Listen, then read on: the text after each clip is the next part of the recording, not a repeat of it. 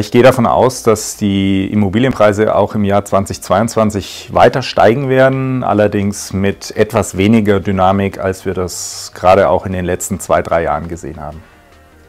Salut à tout le monde et bienvenue sur la chaîne Investir Immobilier. Mon nom c'est Shurdo Wamba, agent immobilier conseiller financier en Allemagne. Cette chaîne, on parle d'investissement immobilier.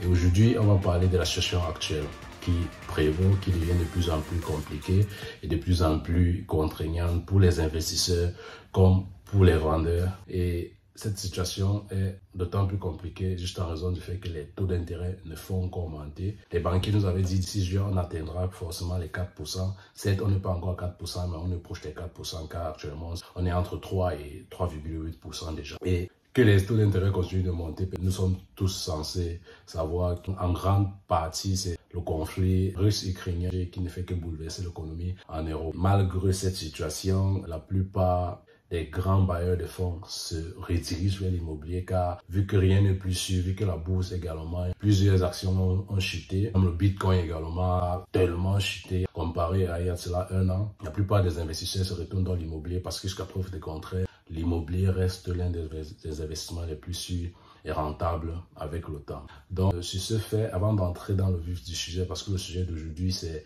de vous expliquer pourquoi est-ce qu'aujourd'hui, n'investit plus dans l'immobilier qui veut, mais qui peut. Parce que le nombre des investisseurs capables de se diriger dans l'immobilier a baissé de 32%.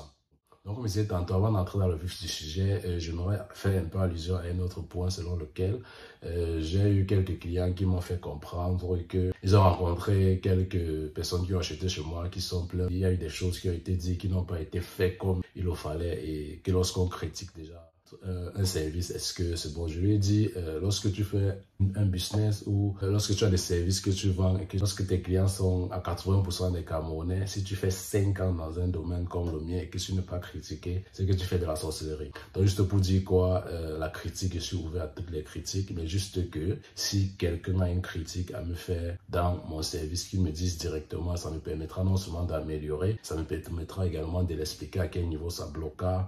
Parfois, le problème ne vient pas de moi, que mon service a été fait tel que promis. Et après la vente, par exemple, le service qui s'occupe, disons, de la gestion immobilière ne font pas bien leur travail. Et le client s'est dit, bon, s'ils ne font pas bien leur travail et que tu m'avais dit qu'ils devaient le faire, ça veut dire peut-être tu m'as menti ou peut-être ça vient de toi. Et j'ai toujours dit, en tant que propriétaire immobilier, vous avez des responsabilités. Je l'ai dit dans l'une des vidéos. C'est-à-dire, lorsqu'un problème ne va pas, vous pouvez les appeler et vous pouvez vraiment prendre des décisions fermes parce que vous leur payez pour le travail qu'ils effectuent. Ça ne sert à rien que lorsque peut-être ça ne marche pas, que cela retombe sur moi. Juste entre autres, ce sont des petits trucs que j'ai déjà eu. Donc c'est normal que je sois critiqué dans mon travail. C'est à travers la critique qu'on améliore certaines choses. Donc, s'il y a des critiques, parce que j'ai tellement de clients, je ne sais pas de qui il s'agit, je peux demander, mais s'il y a des critiques dans mon travail, je préfère et j'implore que cette personne s'explique sur moi directement. Donc revenons dans le vif du sujet, à savoir la situation selon laquelle tout le monde ne peut plus investir dans l'immobilier. Les taux d'intérêt grimpent et tout devient de plus en plus compliqué. La plupart des gens se demandent si ça vaut encore la peine d'investir dans l'immobilier, s'il faut attendre ou s'il faut ne plus y penser. Et cependant, d'un autre côté, le taux d'inflation augmente, les prix de l'immobilier malheureusement ne baissent pas, ce qui fait que aujourd'hui, désormais, pour investir dans l'immobilier, il faut avoir une autre marge de crédibilité auprès de la banque. Ce qui veut dire, n'achète plus l'immobilier, lui qui veut, mais qui peut. Avec la baisse du taux d'intérêt il y a cela 2 ans, la plupart des gens pouvaient se lancer dans l'immobilier et parfois même n'avaient pas besoin du high-gain capital, donc de l'apport personnel, car vu que l'argent était très moins cher auprès des banques, parce que lorsqu'on dit des taux d'intérêt ont baissé auprès des banques, ça veut dire l'argent est devenu moins cher, on peut prendre l'argent à des coûts très bas. Et donc, comme je dis tantôt, il y a cela 2 ans, lorsque ces taux d'intérêt avaient largement baissé, il y avait la possibilité d'acheter de l'immobilier en partant de rien. Mais aujourd'hui, c'est devenu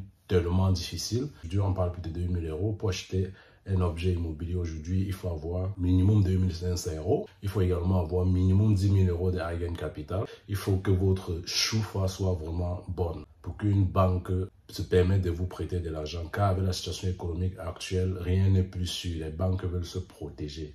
Et comme je l'ai toujours dit dans plusieurs vidéos, quand une banque prête de l'argent à un client, c'est elle qui prend le plus gros risque. Car l'argent qui est prêté. Par exemple, vous voulez acheter un objet de 200 000 euros, quand la banque vous donne ces 200 000 euros, elle aimerait être sûre que dans les 10 ou dans les 15 prochaines années, qui est généralement la durée que les banques accordent pour un crédit immobilier, à ce que son argent est un problème, si je peux dire ainsi. Donc, désormais, il est tellement difficile de se lancer dans l'immobilier. La situation actuelle devient de plus en plus difficile. Donc, cette année, lorsque j'ai fait ce post, personne ne pensait, c'est que pour le moment, il attend parce qu'il espère que les prix vont baisser. Et une fois que les prix auront baissé, il pourra peut-être se relancer. Et je suis en train de lui faire comprendre que jusqu'à présent, rien ne dit ou rien ne démontre que les prix de l'immobilier baisseront.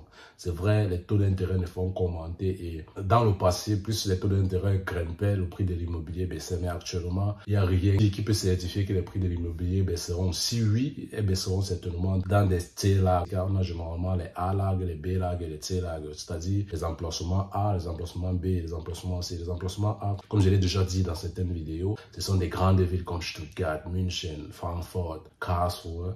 Et les emplacements B sont des villes d'à côté comme Heilbronn, Pforzheim, et ainsi de suite. Et les emplacements C sont des villages. Et si le prix de l'immobilier doit baisser, ça sera certainement dans ces villages. Donc, quand j'ai fait ce post, il m'a fait comprendre que bon, si on a jusqu'à 30% de capacité d'achat de l'immobilier qui a baissé, ça veut dire que les prix également vont baisser. Pourquoi? Parce que selon lui, si l'offre reste et que la demande baisse, les prix vont forcément suivre. Je lui ai dit, bon, lorsqu'on dit 32% de personnes pouvant acheter l'immobilier, on a baissé, ça ne veut pas dire que la demande a drastiquement baissé. Pourquoi? Disons, prenons un exemple banal. Si on a 100 produits sur le marché et on a 150 personnes qui veulent acheter ce produit, et en raison du taux d'intérêt qui a augmenté, on quitte de 150 personnes à 120 voire 110 personnes, ça ne veut pas dire que ces objets sur le marché ne sont plus attractifs, n'ont plus de clients.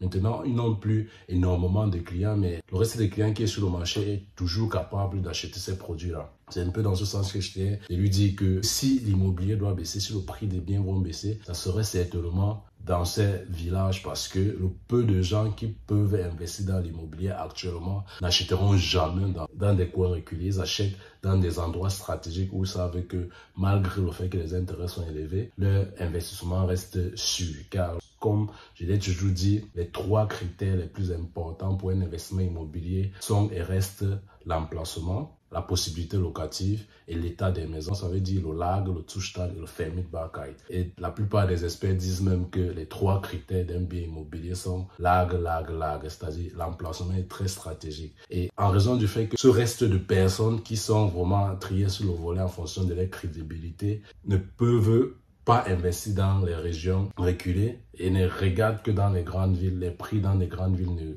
ne souffriront de rien parce que ils sont prêts à investir. Et je dis également que c'est maintenant qu'on se rend compte qu'il y a vraiment des gens qui ont de l'argent en espèces parce que lorsque les taux d'intérêt avaient baissé, que les banques permettaient les financements à 110%, la plupart des gens qui veulent acheter l'immobilier, personne ne voulait apporter l'apport personnel. Mais aujourd'hui, on a des clients qui viennent et qui nous disent j'ai 50 000 euros sur le compte, j'ai 100 000 euros, j'ai 200 000 euros sur le compte que je veux investir dans l'immobilier. Et en ce moment, nous comprenons que cet investissement n'est pas forcément pour faire des bénéfices immédiatement. C'est un investissement à long terme, mais il préfère sécuriser son argent dans l'immobilier qui reste jusqu'à preuve du contraire l'un des investissements les plus sûrs. Et cette sécurisation de son argent est très importante en raison du fait que s'il le laisse dans son compte bancaire, l'inflation rongera cet argent car, comme nous le savons tous, nous avons atteint les 7% du taux d'inflation. Et actuellement, ceux qui ont de l'argent sur les comptes doivent essayer de réinvestir cela pour pouvoir éviter que l'inflation bouffe car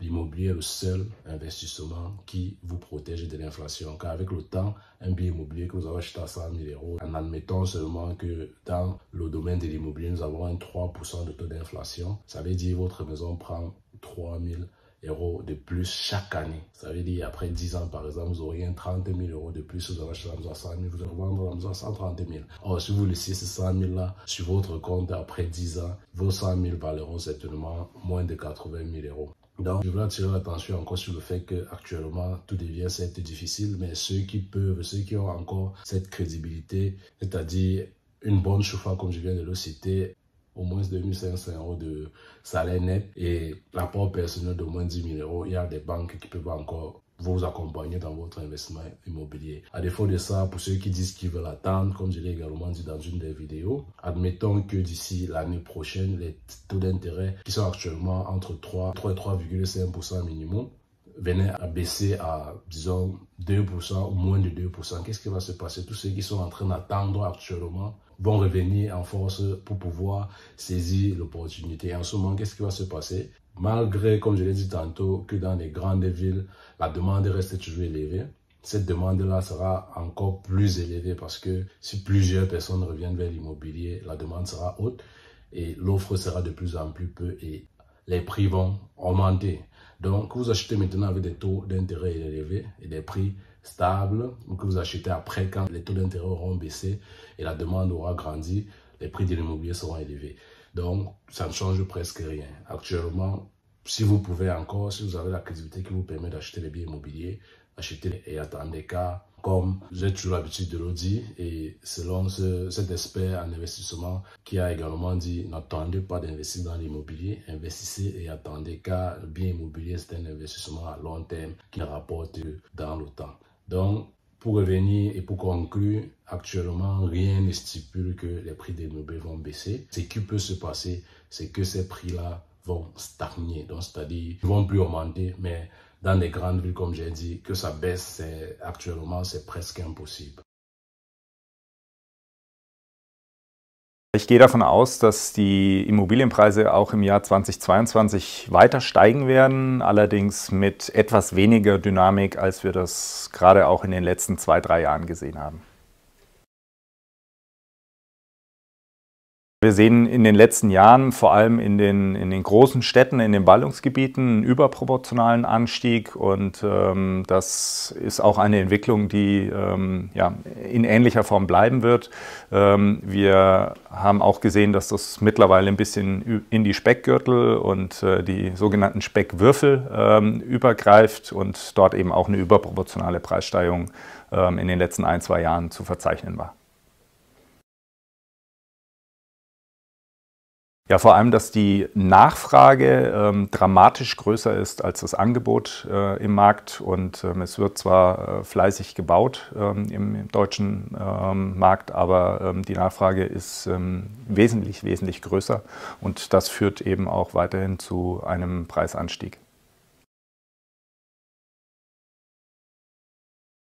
Das Entscheidende aus meiner Sicht ist, die passende Immobilie zu finden und wenn die gefunden ist, dann spricht sehr viel dafür, auch jetzt zuzuschlagen und den Kauf jetzt zu vollziehen, weil sowohl die Preise sukzessive weiter steigen werden, als auch die Zinsen. Ich rechne zwar nicht mit einem erheblichen Zinssprung, aber so peu à peu werden die Zinsen tendenziell auch eher anziehen. Insofern, wenn das passende Objekt da ist, spricht viel dafür, auch jetzt zuzuschlagen. Donc j'espère qu'à travers cette vidéo, vous avez bénéficié des informations qui pourront vous aider à prendre des décisions, de vous lancer actuellement, si ce n'est pas déjà le cas, ou peut-être d'attendre, car comme j'ai dit, tout dépend de chacun. Vous pouvez attendre ou vous pouvez vous lancer actuellement. On n'oblige personne à acheter actuellement, le temps plus que tout le monde ne peut plus acheter actuellement. Donc c'était Chiromé Wamba pour vous aider, vous encourager à apprendre, à comprendre et à entreprendre dans l'immobilier. On se voit dans la prochaine vidéo. Ciao.